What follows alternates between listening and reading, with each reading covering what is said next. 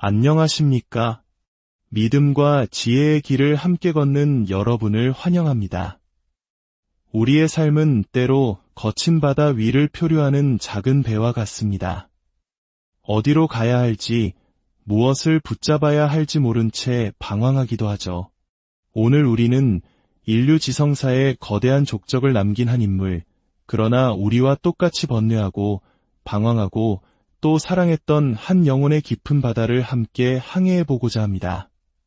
그의 이름은 아우구스티누스입니다. 이 여정을 시작하기에 앞서 잠시 여러분께 부탁의 말씀을 드립니다. 오늘 이 이야기가 여러분의 마음에 작은 울림을 준다면 구독과 좋아요를 통해 저희의 여정에 동행해 주십시오. 여러분의 응원은 저희가 더 깊고 의미 있는 이야기들을 나눌 수 있는 큰 힘이 됩니다. 또한 이 이야기가 필요할지 모르는 누군가에게 이 영상을 공유하는 것은 하나님의 은혜를 나누는 아름다운 행위가 될 것입니다. 이 영상을 듣는 모든 분들의 삶에 주님의 평안이 가득하기를 기도합니다. 서양 문명의 역사를 이야기할 때 우리는 몇몇 거대한 산맥과 같은 인물들을 마주하게 됩니다.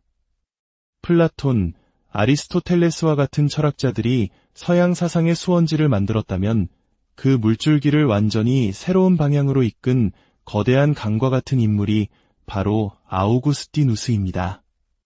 그의 영향력은 단순히 신학이나 교회에만 머무르지 않습니다. 정치, 경제, 미학, 국가와 교회의 관계, 심지어 정의로운 전쟁이란 가능한가와 같은 오늘날에도 계속되는 논쟁에 이르기까지 그의 사상은 지난 2000년간 서양 세계의 정신을 형성해왔습니다. 마치 한국의 사상사에서 원효나 퇴계 이황 같은 분들이 후대에 지대한 영향을 미친 것처럼 아우구스티누스는 서양 정신사의 가장 중요한 초석 중 하나입니다. 토마스 아퀴나스, 마르틴 루터, 장 칼뱅과 같은 기독교 역사의 거인들조차 그의 어깨 위에 서 있었습니다. 루터는 아우구스티누스 수도의 소속의 수사였고 칼뱅은 성경 다음으로 아우구스티누스를 가장 많이 인용했습니다. 이 거대한 인물들은 모두 아우구스티누스라는 깊은 샘에서 지혜의 물을 길어 올렸던 것입니다. 우리는 그의 저서 100여 권과 500편이 넘는 설교 및 편지들을 통해 그의 삶과 사상을 엿볼 수 있습니다.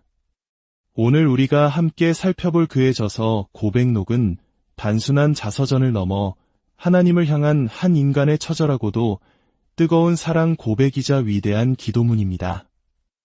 아우구스티누스는 서기 354년 북아프리카의 작은 마을 타가스테에서 태어났습니다. 오늘날의 알제리 지역에 해당하는 곳이죠. 우리가 흔히 북아프리카 하면 사하라 사막을 떠올리지만 당시 그가 살았던 지중해 연안 지역은 로마 제국의 곡물과 올리브, 포도를 공급하던 가장 비옥한 곡창지대 중 하나였습니다.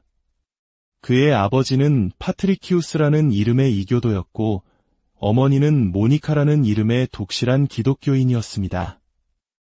이 두 사람의 상반된 가치관은 어린 아우구스티누스의 삶에 그대로 투영됩니다. 아버지는 아들이 뛰어난 교육을 받아 세상에서 명성을 얻기를 바랐습니다. 세상적인 성공을 위해서였죠. 반면 어머니 모니카는 아들이 교육을 통해 진리를 발견하고 결국 하나님께로 돌아오기를 간절히 기도했습니다. 훗날 아우구스티누스는 결국 어머니의 기도가 옳았음을 고백하게 됩니다. 어려서부터 비범한 재능을 보였던 아우구스티누스는 10대 후반 더 큰 학문을 위해 북아프리카 최대의 도시 카르타고로 떠납니다. 화려하고 거대한 도시 카르타고는 젊고 재능 있는 아우구스티누스에게 쾌락의 소용돌이였습니다. 그는 그곳에서 정식으로 결혼하지 않은 채 한 여인과 동거하며 아들 아데오다투스를 낳습니다. 하나님께서 주신 선물이라는 뜻의 이 이름은 훗날 그의 삶에 아이러니하면서도 깊은 의미를 남기게 됩니다. 카르타고에서 그는 수사학을 가르치는 교수가 되었지만 그의 영혼은 채워지지 않는 갈증으로 가득했습니다. 그는 당시 유행하던 연극에 깊이 빠져들었습니다. 하지만 그가 연극을 사랑한 이유는 예술적 감동 때문만이 아니었습니다. 그는 비극을 보며 눈물 흘리고 격정적인 감정에 휩싸이는 그 자체를 즐겼습니다. 그는 자신의 감정이 격렬하게 요동치는 것을 통해 스스로가 살아있음을 느끼려 했습니다. 이는 마치 오늘날 우리가 자극적인 드라마나 영화에 중독되어 더 강한 감정의 파도를 갈망하는 것과 비슷합니다. 아우구스티누스는 훗날 이것이 진정한 기쁨이 아니라 스스로를 감정의 노예로 만드는 행위였음을 깨닫습니다. 그는 자신의 주인이 아니라 들끓는 정욕의 노예가 되어 스스로를 쇠사슬로 묶고 있었던 것입니다. 그러던 어느 날 19살의 아우구스티누스는 로마의 위대한 웅변가 키케로가 쓴 호르텐시우스라는 책을 읽게 됩니다. 그리고 그 책의 한 구절이 그의 인생을 송두리째 바꿔 놓습니다. 지혜가 어디에 있든 그것을 찾아 나서야 한다. 이 문장은 그의 심장에 불을 붙였습니다. 그는 결심합니다. 결코 2등짜리 진리에 만족하지 않겠다. 내 영혼이 온전히 만족할 수 있는 궁극의 진리를 찾을 때까지 나는 멈추지 않겠다. 이 결심은 그의 기나긴 지적, 영적 방황의 서막이었습니다. 그는 수많은 철학과 사상을 탐험하기 시작합니다. 하지만 어느 것도 그의 지적인 질문과 영적인 갈증을 완전히 해결해주지 못했습니다. 그가 처음으로 깊이 빠져들었던 것은 마니교라는 이단 종교였습니다. 마니교는 세상이 선과 악, 빛과 어둠이라는 두 개의 거대한 힘의 전쟁터라고 가르쳤습니다. 그리고 우주의 모든 만물은 선한 입자와 악한 입자가 뒤섞여 이루어져 있다고 주장했죠. 그들의 설명은 매우 정교하고 과학적인 것처럼 보였습니다. 예를 들어 마니교의 상급 신자들은 스스로 채소를 따는 것조차 살생으로 여겨 금지되었고 하급 신자들이 따온 채소를 먹었습니다. 그들은 음식을 소화하는 과정에서 선한 입자는 숨을 통해 배출되어 빛의 세계로 돌아가고 악한 입자는 배설물을 통해 버려진다고 믿었습니다. 이렇게 먹는 행위를 통해 세상의 선과 악을 분리하는 데 기여한다는 지금 들으면 터무니없지만 당시에는 매우 지적으로 포장된 가르침이었습니다. 총명했지만 영적으로 굶주려 있던 젊은 아우구스티누스는 이 마니교의 세계관에 매료됩니다. 그는 어머니 모니카에게도 마니교도가 되라고 권유합니다. 하지만 아들의 영혼을 위해 밤낮으로 눈물로 기도하던 모니카는 흔들리지 않았습니다. 어느 날 그녀는 꿈을 꿉니다. 꿈속에서 그녀는 긴 자 위에 서 있었고 그 자의 반대편 끝에는 아들 아우구스티누스가 서 있었습니다. 그때 한 천사가 나타나 모니카에게 말합니다. 내가 있는 곳에 그 아들도 있게 될 것이다. 꿈에서 깬 모니카는 아들이 결국 하나님께로 돌아올 것이라는 확신을 얻고 기뻐합니다. 이야기를 들은 아우구스티누스는 비웃으며 말합니다. 어머니, 그건 어머니가 마니교도가 될 것이라는 뜻이잖아요. 그러자 모니카는 단호하게 대답합니다. 아니다. 천사님은 내가 그 아들이 있는 곳으로 갈 것이다라고 말하지 않으셨다. 내가 있는 곳에 그가 올 것이다라고 하셨다. 아들의 궤변을 꿰뚫어 본 어머니의 지혜와 믿음이었습니다. 모니카는 지역 교회에 존경받는 주교를 찾아가 아들을 만나 설득해달라고 애원하곤 했습니다. 하도 그녀가 끈질기게 찾아오자 어느 날 주교는 두 손을 들며 이렇게 외쳤다고 합니다. 어서 돌아가시오. 그토록 많은 눈물의 기도로 키운 아들이 망하는 법은 결코 없을 것이오. 모니카는 이 짜증 섞인 외침마저도 하나님의 약속으로 받아들였고 아들의 구원에 대한 희망을 결코 놓지 않았습니다. 한국의 수많은 어머니들이 자녀를 위해 새벽마다 드렸던 그 간절한 기도를 우리는 수천 년 전 모니카의 모습에서 발견할 수 있습니다. 아우구스티누스는 마니교에 몸담고 있으면서도 끊임없이 질문을 던졌습니다. 결국 마니교의 최고 지도자인 파우스투스를 만나 논쟁을 벌인 끝에 그들의 가르침이 텅 비어 있음을 깨닫고 깊은 환멸을 느낍니다. 그는 더 나은 보수와 명성을 찾아 카르타고를 떠나 로마로, 그리고 다시 이탈리아 북부의 밀라노로 거처를 옮깁니다. 어머니 모니카는 그를 말렸지만 그는 어머니를 속이고 한밤중에 몰래 배를 타고 떠나버립니다. 아들의 기만에 가슴 아파하면서도 모니카는 다음 배를 타고 아들을 따라 나서는 것을 포기하지 않습니다. 그리고 바로 그 밀라노에서 아우구스티누스의 인생을 바꿀 운명적인 만남이 기다리고 있었습니다. 당시 밀라노 교회의 위대한 주교였던 암브로시우스와의 만남이었습니다. 처음에 아우구스티누스는 암브로시우스의 신앙이 아닌 그의 유창한 설교술, 즉 수사학에만 매료되었습니다. 그러나 그의 설교를 계속 들으면서 그는 자신이 이제껏 오해하고 있었던 기독교의 진리를 조금씩 깨닫기 시작합니다. 특히 신플라톤주의 철학을 통해 악은 실체가 아니라 선의 결핍이라는 것을 이해하게 되면서 마니교 시절부터 그를 괴롭혔던 악의 문제에 대한 지적인 실마리를 찾게 됩니다. 그의 지성은 서서히 기독교의 진리에 굴복하기 시작했지만 그의 의지는 여전히 죄의 습관과 쾌락의 사슬에 묶여 있었습니다. 그는 진리를 알면서도 그것을 따를 힘이 자신에게 없다는 사실에 절망합니다. 이 기나긴 방황의 여정 끝에 쓰인 책이 바로 고백록입니다. 이 책의 첫 문장은 인류 역사상 가장 위대한 기도 중 하나로 남아 있습니다. 그는 이렇게 시작합니다. 주님, 당신은 위대하시고 지극히 찬양받으실 분이십니다. 당신의 능력은 위대하시고 당신의 지혜는 헤아릴 길이 없나이다. 인간은 당신의 피조물 중 하나일 뿐이오나 당신을 찬양하기를 원하나이다. 당신은 우리를 당신을 향해 살도록 창조하셨기에 우리의 마음은 당신 안에서 쉴 때까지는 평안이 없나이다. 우리의 마음은 당신 안에서 쉴 때까지는 평안이 없나이다. 이 한 문장이 아우구스티누스의 삶 전체를, 그리고 어쩌면 우리 모두의 삶을 관통하는 진리일지 모릅니다. 그는 세상의 모든 철학과 쾌락과 명예 속에서 안식을 찾으려 했지만 그의 영혼은 끊임없이 불안하고 목말랐습니다. 그는 하나님으로부터 도망치고 있다고 생각했지만 사실은 하나님께서 그를 단 한순간도 놓지 않으시고 그의 방황 속에서 그를 당신의 품으로 부르고 계셨던 것입니다. 고백록의 또 다른 주제는 바로 이것입니다.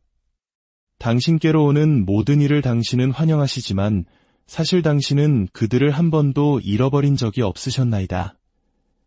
아우구스티누스는 고백록에서 젊은 시절 친구들과 함께 저질렀던 배설이 사건을 고백합니다.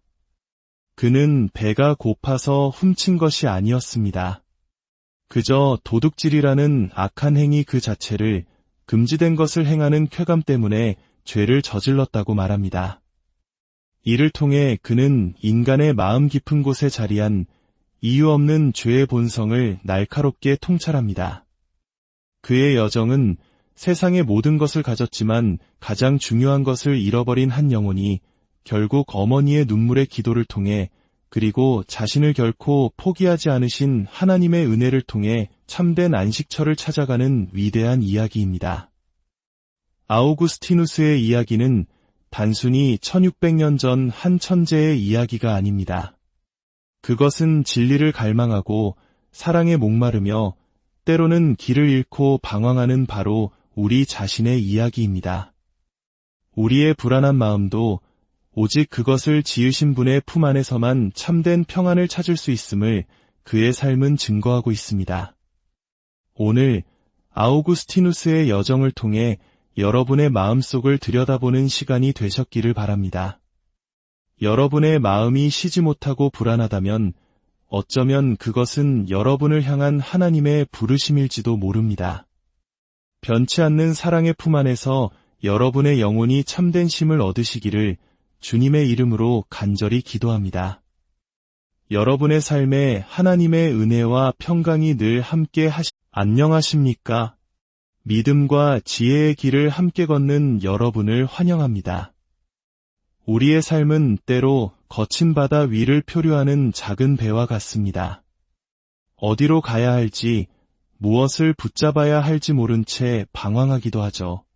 오늘 우리는 인류 지성사에 거대한 족적을 남긴 한 인물, 그러나 우리와 똑같이 번뇌하고 방황하고 또 사랑했던 한 영혼의 깊은 바다를 함께 항해해보고자 합니다.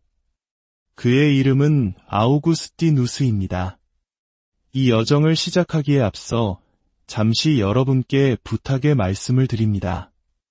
오늘 이 이야기가 여러분의 마음에 작은 울림을 준다면 구독과 좋아요를 통해 저희의 여정에 동행해 주십시오. 여러분의 응원은 저희가 더 깊고 의미 있는 이야기들을 나눌 수 있는 큰 힘이 됩니다. 또한 이 이야기가 필요할지 모르는 누군가에게 이 영상을 공유하는 것은 하나님의 은혜를 나누는 아름다운 행위가 될 것입니다. 이 영상을 듣는 모든 분들의 삶에 주님의 평안이 가득하기를 기도합니다.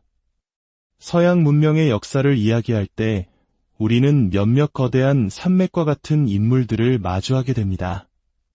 플라톤, 아리스토텔레스와 같은 철학자들이 서양 사상의 수원지를 만들었다면 그 물줄기를 완전히 새로운 방향으로 이끈 거대한 강과 같은 인물이 바로 아우구스티누스입니다. 그의 영향력은 단순히 신학이나 교회에만 머무르지 않습니다. 정치, 경제, 미학, 국가와 교회의 관계, 심지어 정의로운 전쟁이란 가능한가와 같은 오늘날에도 계속되는 논쟁에 이르기까지 그의 사상은 지난 2000년간 서양 세계의 정신을 형성해왔습니다. 마치 한국의 사상사에서 원효나 퇴계 이황 같은 분들이 후대에 지대한 영향을 미친 것처럼 아우구스티누스는 서양 정신사의 가장 중요한 초석 중 하나입니다. 토마스 아퀴나스, 마르틴 루터, 장 칼뱅과 같은 기독교 역사의 거인들조차 그의 어깨 위에 서 있었습니다. 루터는 아우구스티누스 수도의 소속의 수사였고 칼뱅은 성경 다음으로 아우구스티누스를 가장 많이 인용했습니다.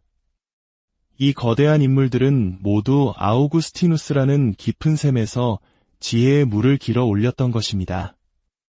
우리는 그의 저서 100여 권과 500편이 넘는 설교 및 편지들을 통해 그의 삶과 사상을 엿볼 수 있습니다. 오늘 우리가 함께 살펴볼 그의 저서 고백록은 단순한 자서전을 넘어 하나님을 향한 한 인간의 처절하고도 뜨거운 사랑 고백이자 위대한 기도문입니다. 아우구스티누스는 서기 354년 북아프리카의 작은 마을 타가스테에서 태어났습니다. 오늘날의 알제리 지역에 해당하는 곳이죠. 우리가 흔히 북아프리카 하면 사하라 사막을 떠올리지만 당시 그가 살았던 지중해 연안 지역은 로마 제국의 곡물과 올리브, 포도를 공급하던 가장 비옥한 곡창지대 중 하나였습니다. 그의 아버지는 파트리키우스라는 이름의 이교도였고 어머니는 모니카라는 이름의 독실한 기독교인이었습니다. 이 두 사람의 상반된 가치관은 어린 아우구스티누스의 삶에 그대로 투영됩니다. 아버지는 아들이 뛰어난 교육을 받아 세상에서 명성을 얻기를 바랐습니다. 세상적인 성공을 위해서였죠. 반면 어머니 모니카는 아들이 교육을 통해 진리를 발견하고 결국 하나님께로 돌아오기를 간절히 기도했습니다. 훗날 아우구스티누스는 결국 어머니의 기도가 옳았음을 고백하게 됩니다. 어려서부터 비범한 재능을 보였던 아우구스티누스는 10대 후반 더 큰 학문을 위해 북아프리카 최대의 도시 카르타고로 떠납니다. 화려하고 거대한 도시 카르타고는 젊고 재능 있는 아우구스티누스에게 쾌락의 소용돌이였습니다. 그는 그곳에서 정식으로 결혼하지 않은 채 한 여인과 동거하며 아들 아데오다투스를 낳습니다. 하나님께서 주신 선물이라는 뜻의 이 이름은 훗날 그의 삶에 아이러니하면서도 깊은 의미를 남기게 됩니다. 카르타고에서 그는 수사학을 가르치는 교수가 되었지만 그의 영혼은 채워지지 않는 갈증으로 가득했습니다. 그는 당시 유행하던 연극에 깊이 빠져들었습니다. 하지만 그가 연극을 사랑한 이유는 예술적 감동 때문만이 아니었습니다. 그는 비극을 보며 눈물 흘리고 격정적인 감정에 휩싸이는 그 자체를 즐겼습니다. 그는 자신의 감정이 격렬하게 요동치는 것을 통해 스스로가 살아있음을 느끼려 했습니다. 이는 마치 오늘날 우리가 자극적인 드라마나 영화에 중독되어 더 강한 감정의 파도를 갈망하는 것과 비슷합니다. 아우구스티누스는 훗날 이것이 진정한 기쁨이 아니라 스스로를 감정의 노예로 만드는 행위였음을 깨닫습니다. 그는 자신의 주인이 아니라 들끓는 정욕의 노예가 되어 스스로를 쇠사슬로 묶고 있었던 것입니다. 그러던 어느 날 19살의 아우구스티누스는 로마의 위대한 웅변가 키케로가 쓴 호르텐시우스라는 책을 읽게 됩니다. 그리고 그 책의 한 구절이 그의 인생을 송두리째 바꿔 놓습니다. 지혜가 어디에 있든 그것을 찾아 나서야 한다. 이 문장은 그의 심장에 불을 붙였습니다. 그는 결심합니다. 결코 2등짜리 진리에 만족하지 않겠다. 내 영혼이 온전히 만족할 수 있는 궁극의 진리를 찾을 때까지 나는 멈추지 않겠다. 이 결심은 그의 기나긴 지적, 영적 방황의 서막이었습니다. 그는 수많은 철학과 사상을 탐험하기 시작합니다. 하지만 어느 것도 그의 지적인 질문과 영적인 갈증을 완전히 해결해주지 못했습니다. 그가 처음으로 깊이 빠져들었던 것은 마니교라는 이단 종교였습니다. 마니교는 세상이 선과 악, 빛과 어둠이라는 두 개의 거대한 힘의 전쟁터라고 가르쳤습니다. 그리고 우주의 모든 만물은 선한 입자와 악한 입자가 뒤섞여 이루어져 있다고 주장했죠. 그들의 설명은 매우 정교하고 과학적인 것처럼 보였습니다. 예를 들어 마니교의 상급 신자들은 스스로 채소를 따는 것조차 살생으로 여겨 금지되었고 하급 신자들이 따온 채소를 먹었습니다. 그들은 음식을 소화하는 과정에서 선한 입자는 숨을 통해 배출되어 빛의 세계로 돌아가고 악한 입자는 배설물을 통해 버려진다고 믿었습니다. 이렇게 먹는 행위를 통해 세상의 선과 악을 분리하는 데 기여한다는 지금 들으면 터무니없지만 당시에는 매우 지적으로 포장된 가르침이었습니다. 총명했지만 영적으로 굶주려 있던 젊은 아우구스티누스는 이 마니교의 세계관에 매료됩니다. 그는 어머니 모니카에게도 마니교도가 되라고 권유합니다. 하지만 아들의 영혼을 위해 밤낮으로 눈물로 기도하던 모니카는 흔들리지 않았습니다. 어느 날 그녀는 꿈을 꿉니다. 꿈속에서 그녀는 긴 자 위에 서 있었고 그 자의 반대편 끝에는 아들 아우구스티누스가 서 있었습니다. 그때 한 천사가 나타나 모니카에게 말합니다. 내가 있는 곳에 그 아들도 있게 될 것이다.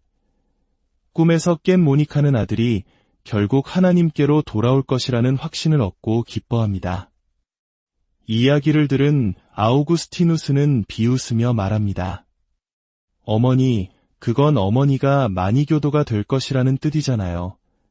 그러자 모니카는 단호하게 대답합니다. 아니다. 천사님은 내가 그 아들이 있는 곳으로 갈 것이다라고 말하지 않으셨다. 내가 있는 곳에 그가 올 것이다라고 하셨다. 아들의 궤변을 꿰뚫어 본 어머니의 지혜와 믿음이었습니다. 모니카는 지역 교회에 존경받는 주교를 찾아가 아들을 만나 설득해달라고 애원하곤 했습니다.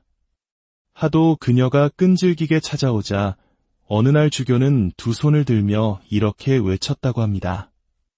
어서 돌아가시오. 그토록 많은 눈물의 기도로 키운 아들이 망하는 법은 결코 없을 것이오. 모니카는 이 짜증 섞인 외침마저도 하나님의 약속으로 받아들였고 아들의 구원에 대한 희망을 결코 놓지 않았습니다. 한국의 수많은 어머니들이 자녀를 위해 새벽마다 드렸던 그 간절한 기도를 우리는 수천 년 전 모니카의 모습에서 발견할 수 있습니다. 아우구스티누스는 마니교에 몸담고 있으면서도 끊임없이 질문을 던졌습니다. 결국 마니교의 최고 지도자인 파우스투스를 만나 논쟁을 벌인 끝에 그들의 가르침이 텅 비어 있음을 깨닫고 깊은 환멸을 느낍니다. 그는 더 나은 보수와 명성을 찾아 카르타고를 떠나 로마로, 그리고 다시 이탈리아 북부의 밀라노로 거처를 옮깁니다. 어머니 모니카는 그를 말렸지만 그는 어머니를 속이고 한밤중에 몰래 배를 타고 떠나버립니다. 아들의 기만에 가슴 아파하면서도 모니카는 다음 배를 타고 아들을 따라 나서는 것을 포기하지 않습니다.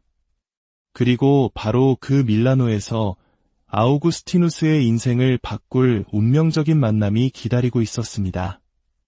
당시 밀라노 교회의 위대한 주교였던 암브로시우스와의 만남이었습니다. 처음에 아우구스티누스는 암브로시우스의 신앙이 아닌 그의 유창한 설교술, 즉 수사학에만 매료되었습니다.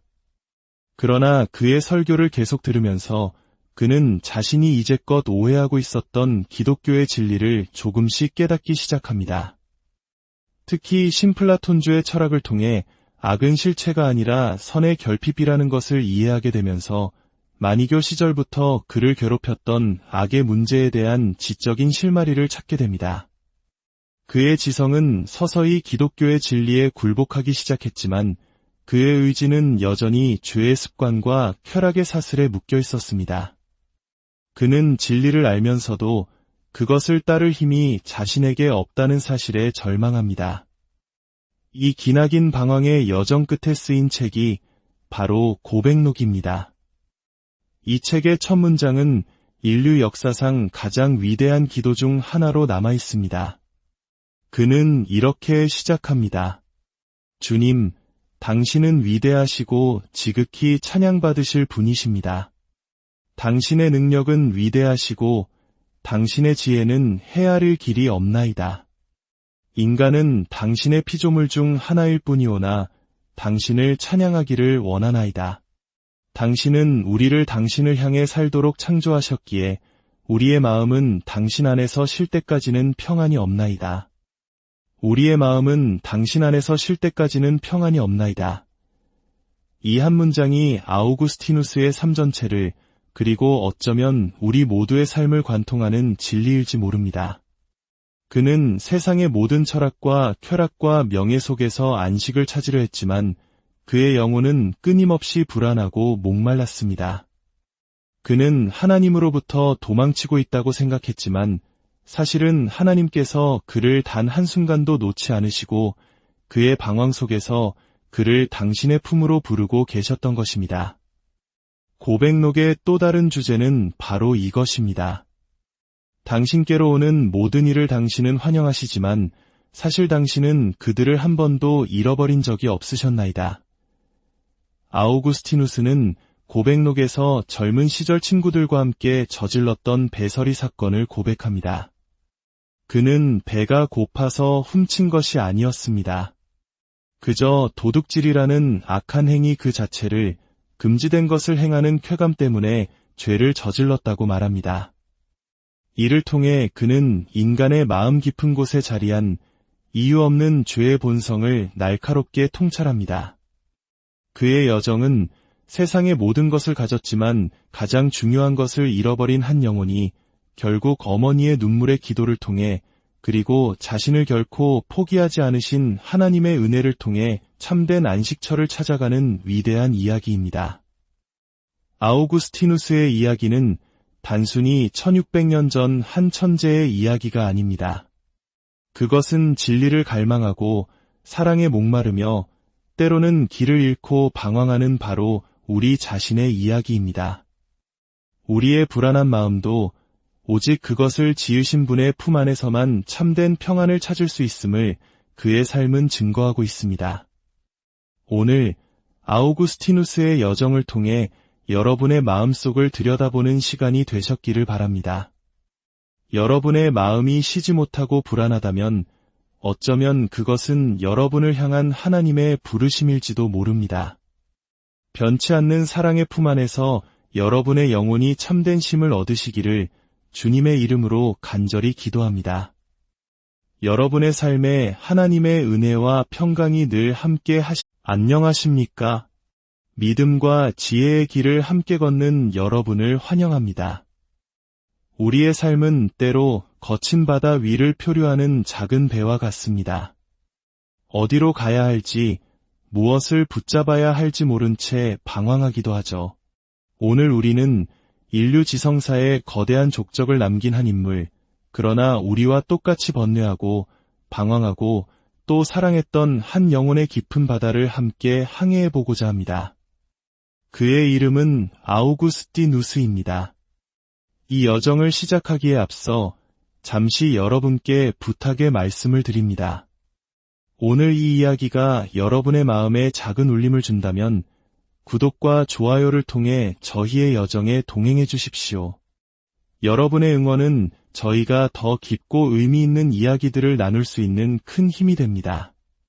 또한 이 이야기가 필요할지 모르는 누군가에게 이 영상을 공유하는 것은 하나님의 은혜를 나누는 아름다운 행위가 될 것입니다. 이 영상을 듣는 모든 분들의 삶에 주님의 평안이 가득하기를 기도합니다. 서양 문명의 역사를 이야기할 때 우리는 몇몇 거대한 산맥과 같은 인물들을 마주하게 됩니다. 플라톤, 아리스토텔레스와 같은 철학자들이 서양 사상의 수원지를 만들었다면 그 물줄기를 완전히 새로운 방향으로 이끈 거대한 강과 같은 인물이 바로 아우구스티누스입니다. 그의 영향력은 단순히 신학이나 교회에만 머무르지 않습니다. 정치, 경제, 미학, 국가와 교회의 관계, 심지어 정의로운 전쟁이란 가능한가와 같은 오늘날에도 계속되는 논쟁에 이르기까지 그의 사상은 지난 2000년간 서양 세계의 정신을 형성해왔습니다. 마치 한국의 사상사에서 원효나 퇴계 이황 같은 분들이 후대에 지대한 영향을 미친 것처럼 아우구스티누스는 서양 정신사의 가장 중요한 초석 중 하나입니다. 토마스 아퀴나스, 마르틴 루터, 장 칼뱅과 같은 기독교 역사의 거인들조차 그의 어깨 위에 서 있었습니다. 루터는 아우구스티누스 수도의 소속의 수사였고 칼뱅은 성경 다음으로 아우구스티누스를 가장 많이 인용했습니다. 이 거대한 인물들은 모두 아우구스티누스라는 깊은 샘에서 지혜의 물을 길어 올렸던 것입니다. 우리는 그의 저서 100여 권과 500편이 넘는 설교 및 편지들을 통해 그의 삶과 사상을 엿볼 수 있습니다. 오늘 우리가 함께 살펴볼 그의 저서 고백록은 단순한 자서전을 넘어 하나님을 향한 한 인간의 처절하고도 뜨거운 사랑 고백이자 위대한 기도문입니다. 아우구스티누스는 서기 354년 북아프리카의 작은 마을 타가스테에서 태어났습니다.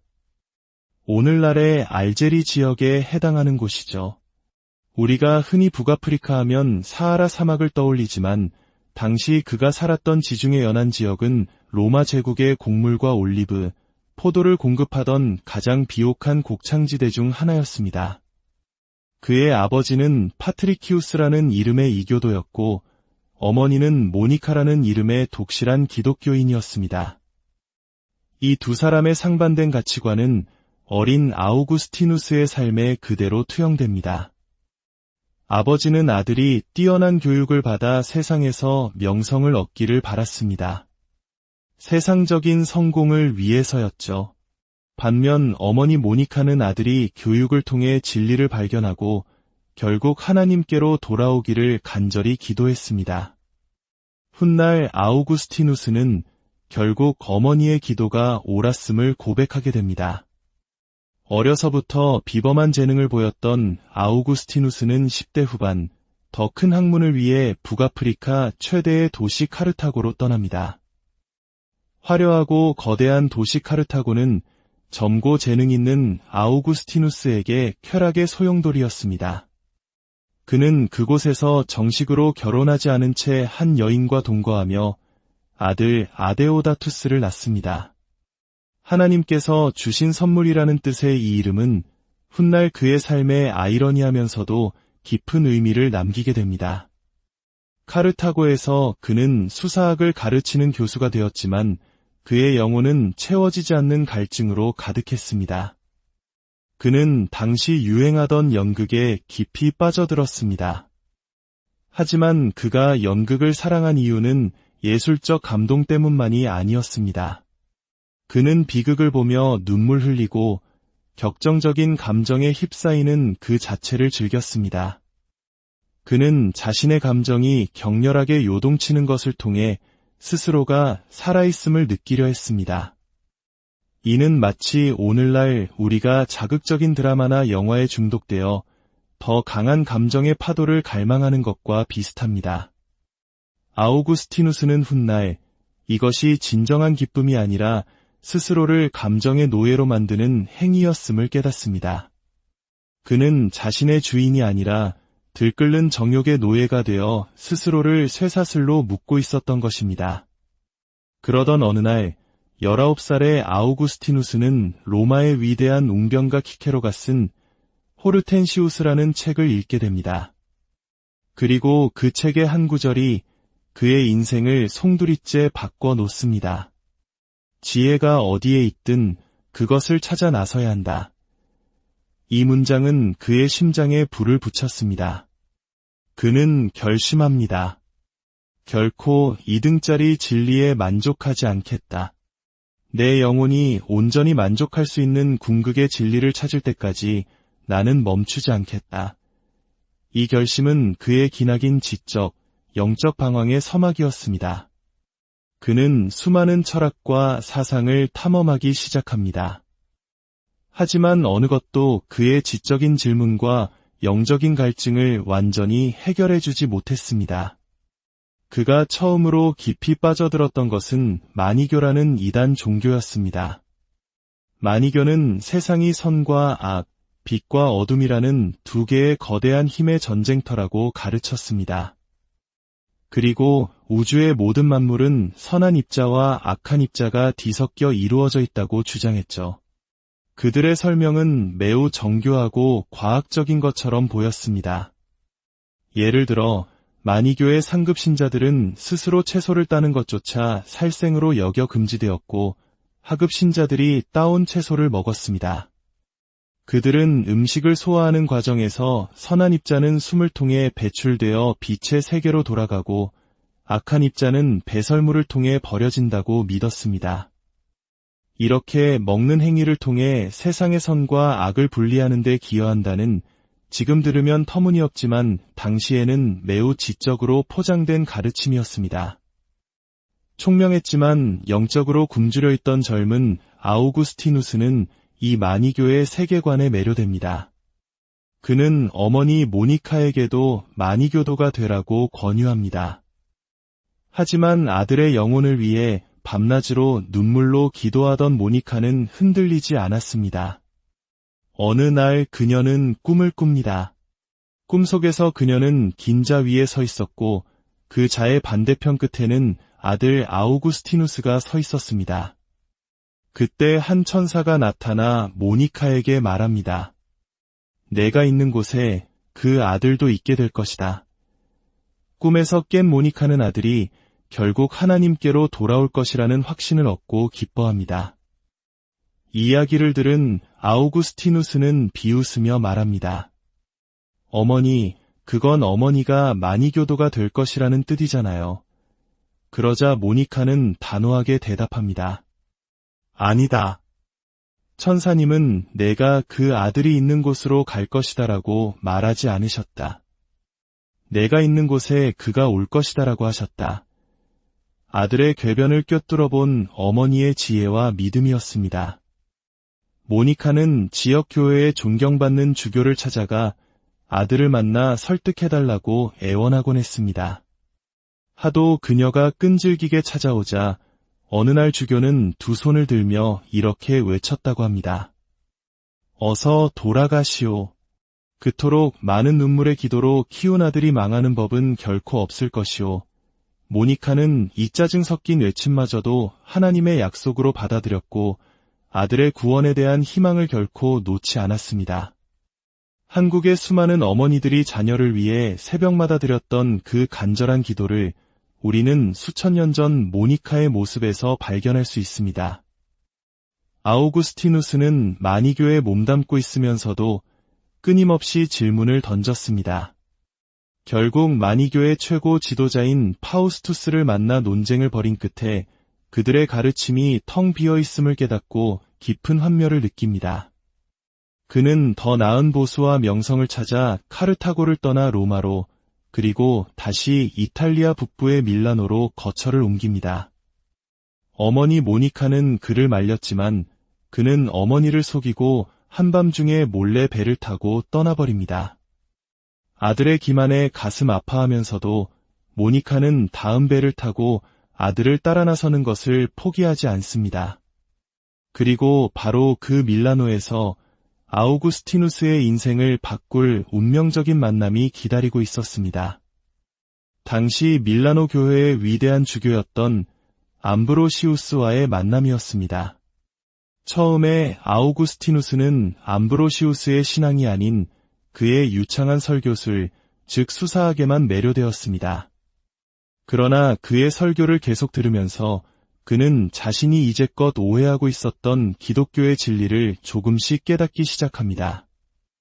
특히 신플라톤주의 철학을 통해 악은 실체가 아니라 선의 결핍이라는 것을 이해하게 되면서 마니교 시절부터 그를 괴롭혔던 악의 문제에 대한 지적인 실마리를 찾게 됩니다. 그의 지성은 서서히 기독교의 진리에 굴복하기 시작했지만 그의 의지는 여전히 죄의 습관과 쾌락의 사슬에 묶여 있었습니다. 그는 진리를 알면서도 그것을 따를 힘이 자신에게 없다는 사실에 절망합니다. 이 기나긴 방황의 여정 끝에 쓰인 책이 바로 고백록입니다. 이 책의 첫 문장은 인류 역사상 가장 위대한 기도 중 하나로 남아 있습니다. 그는 이렇게 시작합니다. 주님, 당신은 위대하시고 지극히 찬양받으실 분이십니다. 당신의 능력은 위대하시고 당신의 지혜는 헤아릴 길이 없나이다. 인간은 당신의 피조물 중 하나일 뿐이오나 당신을 찬양하기를 원하나이다. 당신은 우리를 당신을 향해 살도록 창조하셨기에 우리의 마음은 당신 안에서 쉴 때까지는 평안이 없나이다. 우리의 마음은 당신 안에서 쉴 때까지는 평안이 없나이다. 이 한 문장이 아우구스티누스의 삶 전체를, 그리고 어쩌면 우리 모두의 삶을 관통하는 진리일지 모릅니다. 그는 세상의 모든 철학과 쾌락과 명예 속에서 안식을 찾으려 했지만 그의 영혼은 끊임없이 불안하고 목말랐습니다. 그는 하나님으로부터 도망치고 있다고 생각했지만 사실은 하나님께서 그를 단 한순간도 놓지 않으시고 그의 방황 속에서 그를 당신의 품으로 부르고 계셨던 것입니다.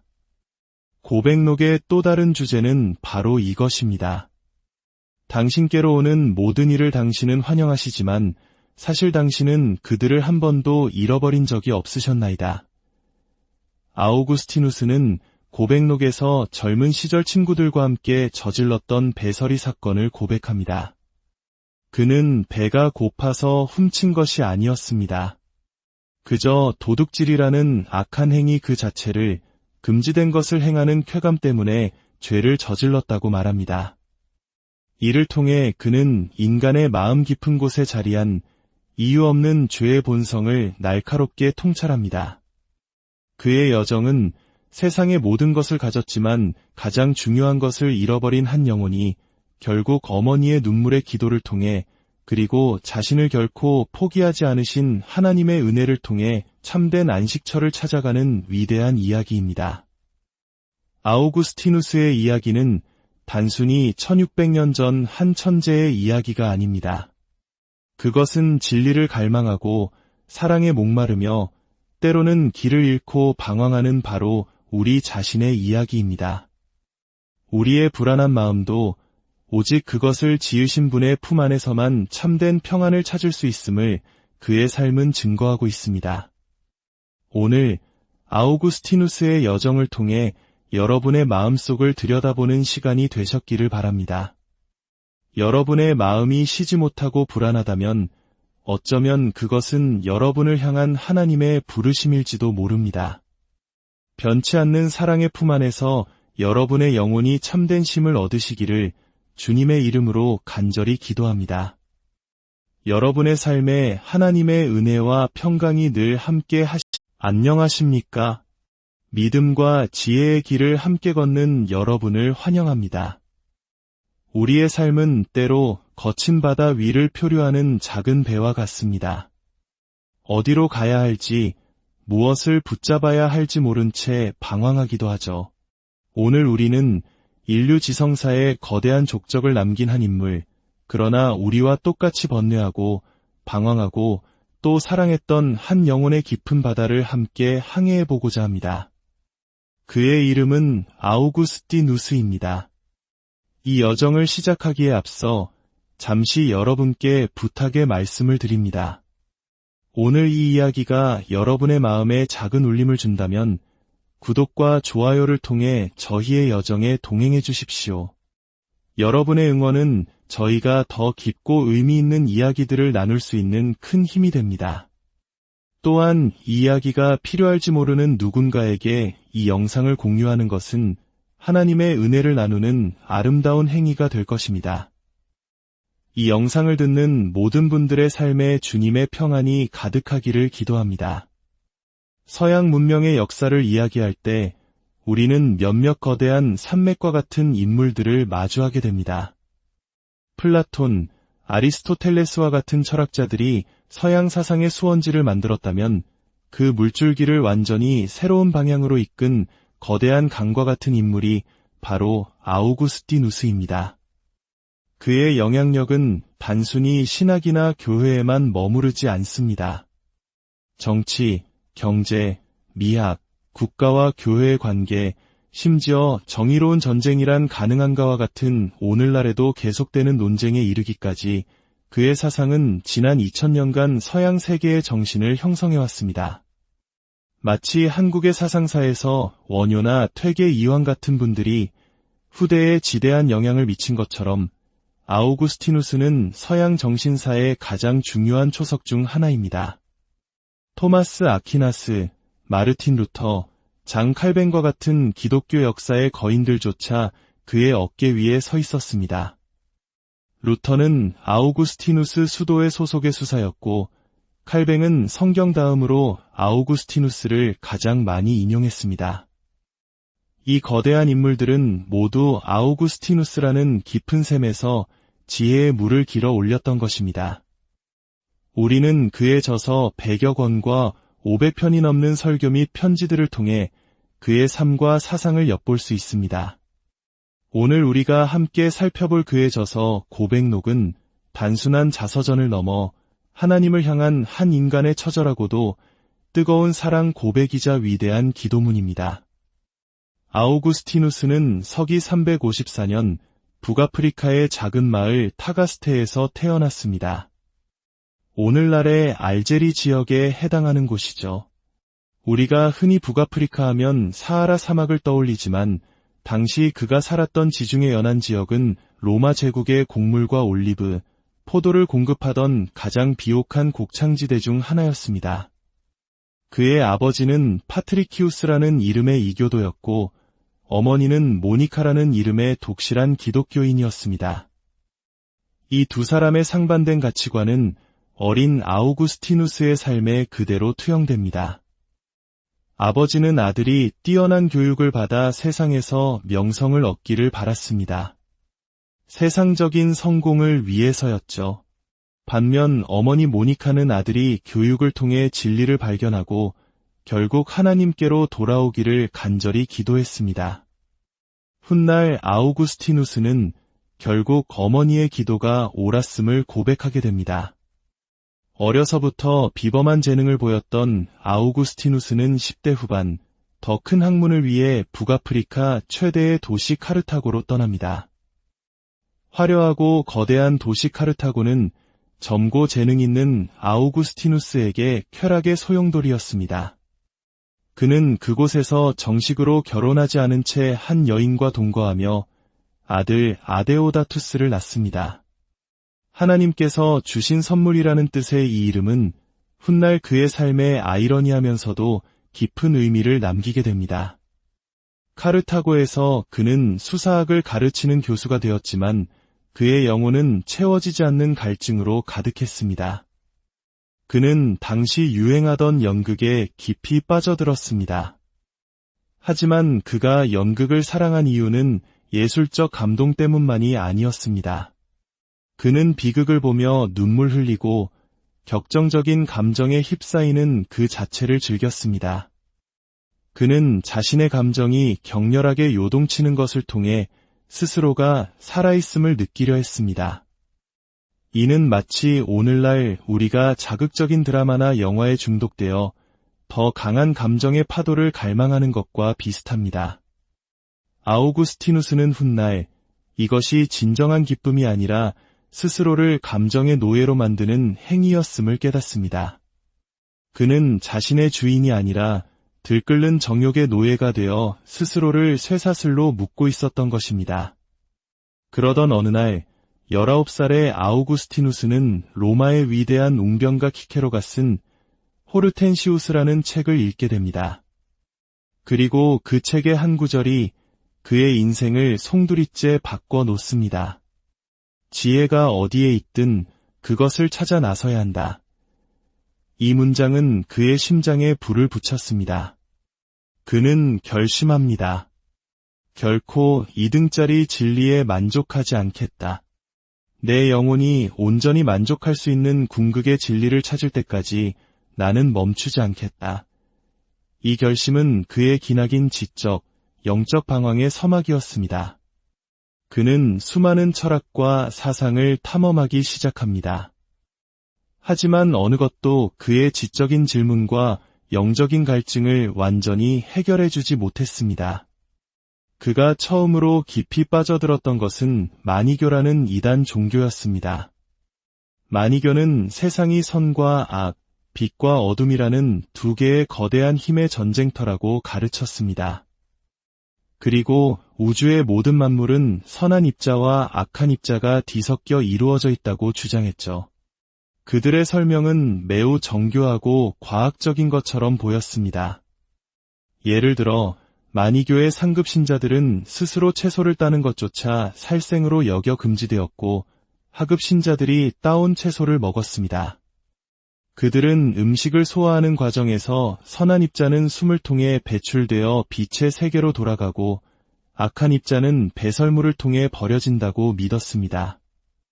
이렇게 먹는 행위를 통해 세상의 선과 악을 분리하는 데 기여한다는 지금 들으면 터무니없지만 당시에는 매우 지적으로 포장된 가르침이었습니다. 총명했지만 영적으로 굶주려 있던 젊은 아우구스티누스는 이 마니교의 세계관에 매료됩니다. 그는 어머니 모니카에게도 마니교도가 되라고 권유합니다. 하지만 아들의 영혼을 위해 밤낮으로 눈물로 기도하던 모니카는 흔들리지 않았습니다. 어느 날 그녀는 꿈을 꿉니다. 꿈속에서 그녀는 긴 자 위에 서 있었고 그 자의 반대편 끝에는 아들 아우구스티누스가 서 있었습니다. 그때 한 천사가 나타나 모니카에게 말합니다. 내가 있는 곳에 그 아들도 있게 될 것이다.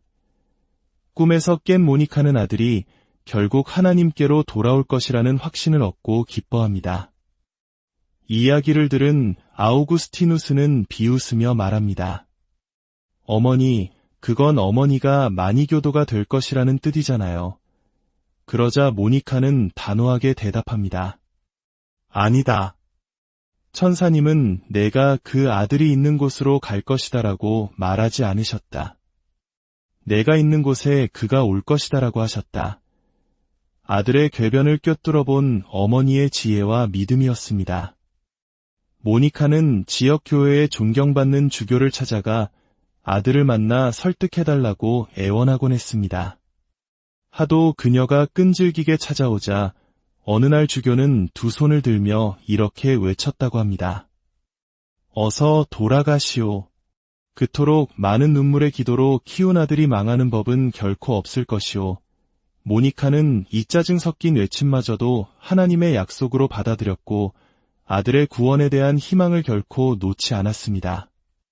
한국의 수많은 어머니들이 자녀를 위해 새벽마다 드렸던 그 간절한 기도를 우리는 수천 년 전 모니카의 모습에서 발견할 수 있습니다. 아우구스티누스는 마니교에 몸담고 있으면서도 끊임없이 질문을 던졌습니다. 결국 마니교의 최고 지도자인 파우스투스를 만나 논쟁을 벌인 끝에 그들의 가르침이 텅 비어 있음을 깨닫고 깊은 환멸을 느낍니다. 그는 더 나은 보수와 명성을 찾아 카르타고를 떠나 로마로, 그리고 다시 이탈리아 북부의 밀라노로 거처를 옮깁니다. 어머니 모니카는 그를 말렸지만 그는 어머니를 속이고 한밤중에 몰래 배를 타고 떠나버립니다. 아들의 기만에 가슴 아파하면서도 모니카는 다음 배를 타고 아들을 따라 나서는 것을 포기하지 않습니다. 그리고 바로 그 밀라노에서 아우구스티누스의 인생을 바꿀 운명적인 만남이 기다리고 있었습니다. 당시 밀라노 교회의 위대한 주교였던 암브로시우스와의 만남이었습니다. 처음에 아우구스티누스는 암브로시우스의 신앙이 아닌 그의 유창한 설교술, 즉 수사학에만 매료되었습니다. 그러나 그의 설교를 계속 들으면서 그는 자신이 이제껏 오해하고 있었던 기독교의 진리를 조금씩 깨닫기 시작합니다. 특히 신플라톤주의 철학을 통해 악은 실체가 아니라 선의 결핍이라는 것을 이해하게 되면서 마니교 시절부터 그를 괴롭혔던 악의 문제에 대한 지적인 실마리를 찾게 됩니다. 그의 지성은 서서히 기독교의 진리에 굴복하기 시작했지만 그의 의지는 여전히 죄의 습관과 쾌락의 사슬에 묶여 있었습니다. 그는 진리를 알면서도 그것을 따를 힘이 자신에게 없다는 사실에 절망합니다. 이 기나긴 방황의 여정 끝에 쓰인 책이 바로 고백록입니다. 이 책의 첫 문장은 인류 역사상 가장 위대한 기도 중 하나로 남아 있습니다. 그는 이렇게 시작합니다. 주님, 당신은 위대하시고 지극히 찬양받으실 분이십니다. 당신의 능력은 위대하시고 당신의 지혜는 헤아릴 길이 없나이다. 인간은 당신의 피조물 중 하나일 뿐이오나 당신을 찬양하기를 원하나이다. 당신은 우리를 당신을 향해 살도록 창조하셨기에 우리의 마음은 당신 안에서 쉴 때까지는 평안이 없나이다. 우리의 마음은 당신 안에서 쉴 때까지는 평안이 없나이다. 이 한 문장이 아우구스티누스의 삶 전체를, 그리고 어쩌면 우리 모두의 삶을 관통하는 진리일지 모릅니다. 그는 세상의 모든 철학과 쾌락과 명예 속에서 안식을 찾으려 했지만 그의 영혼은 끊임없이 불안하고 목말랐습니다. 그는 하나님으로부터 도망치고 있다고 생각했지만 사실은 하나님께서 그를 단 한순간도 놓지 않으시고 그의 방황 속에서 그를 당신의 품으로 부르고 계셨던 것입니다. 고백록의 또 다른 주제는 바로 이것입니다. 당신께로 오는 모든 일을 당신은 환영하시지만 사실 당신은 그들을 한 번도 잃어버린 적이 없으셨나이다. 아우구스티누스는 고백록에서 젊은 시절 친구들과 함께 저질렀던 배설이 사건을 고백합니다. 그는 배가 고파서 훔친 것이 아니었습니다. 그저 도둑질이라는 악한 행위 그 자체를 금지된 것을 행하는 쾌감 때문에 죄를 저질렀다고 말합니다.